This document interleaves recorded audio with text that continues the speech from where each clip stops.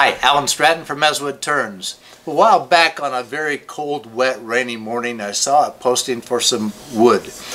Oh, it was attractive. They said, peach wood, free for the taking, 20 to 30 inches in diameter. You can come get it and haul it away. We had to cut down a tree.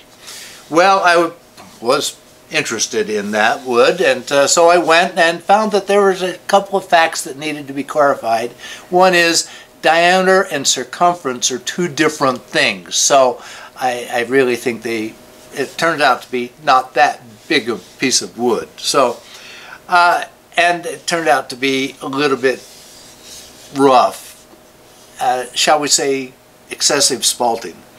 But the lady wanted a bowl out of it. Now I managed to get some good pieces out of it, but she wanted a bowl from that wood as a memoir of the tree that had been so long in her yard. So yes, here's a bowl that I turned from it. Yes, it has a lot of cracks. Yes, it has a lot of character, but yes, it was from her tree. So here it is for her, a bowl from her peach tree.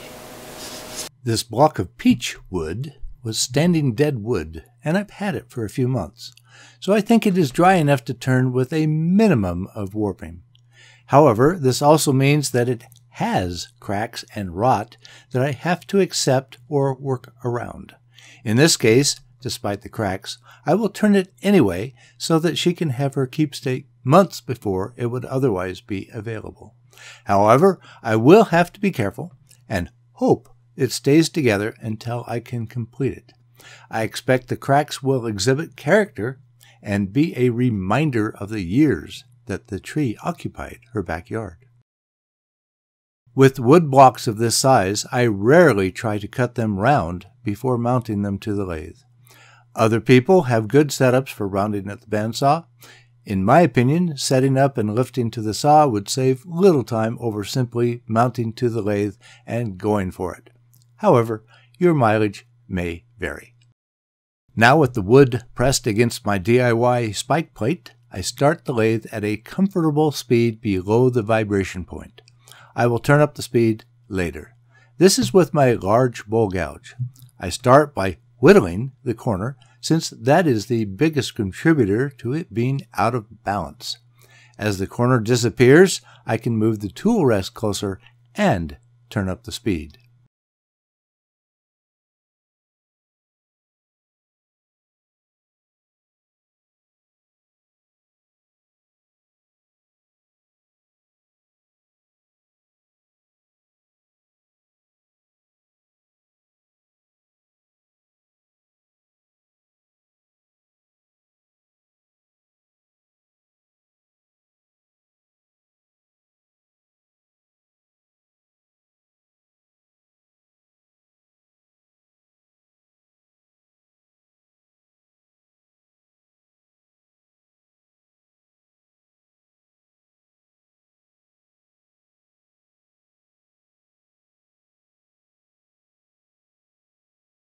With the wood approximately round, it is time to cut my dovetail mounting tenon.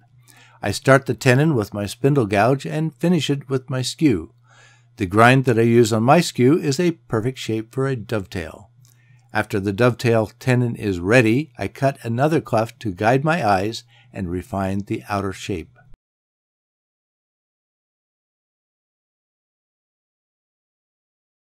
Now reverse the bowl to start hollowing. There's a fairly nasty crack that I need to watch and a band of rotted wood. I decide to leave just a bit of the rot for the rim and a couple of the more smaller cracks almost parallel to the rim. If I were to cut these smaller cracks out, the bowl would be much shorter. After cutting back the top, I start hollowing the top inch or so of wood. However, I am very worried about that large crack. I decide to suspend hollowing and reach for the ultraviolet setting resin. I am liking this UV resin more than epoxy because I do not have to mix it. Instead, I squeeze out little beads of resin and expose it to UV light to stop it from flowing. Then add more beads with more UV light until I've built up enough for my purposes. Then I leave it outside in the sun to finish the cure.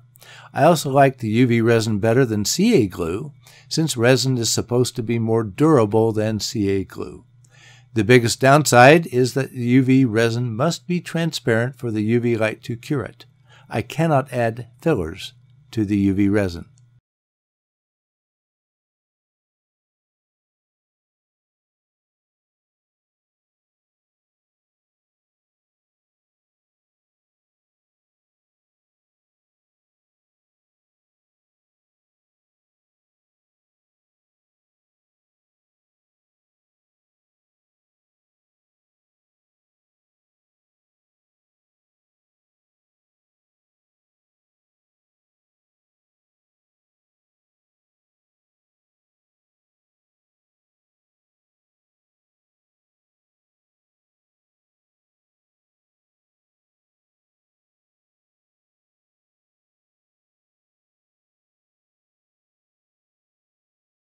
Then continue the hollowing process.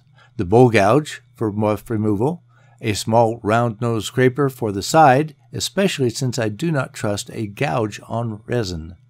Then a heavy box scraper for the bowl bottom.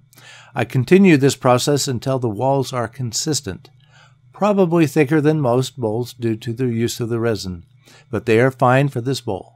A good weight, but not too heavy.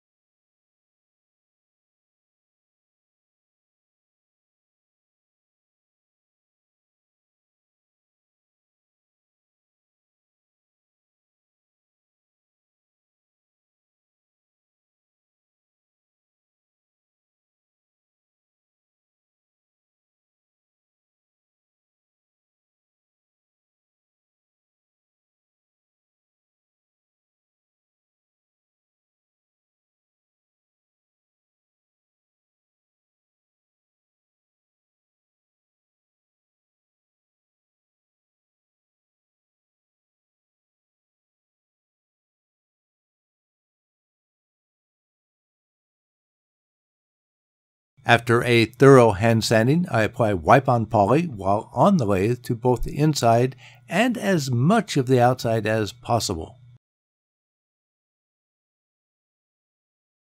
But do not forget the foot. Since I have cold jaws, they are easy for me to use. However, the manufacturer strongly recommends a low speed. Still, these jaws enable me to access the entire foot and blend it back into the sides of the bowl.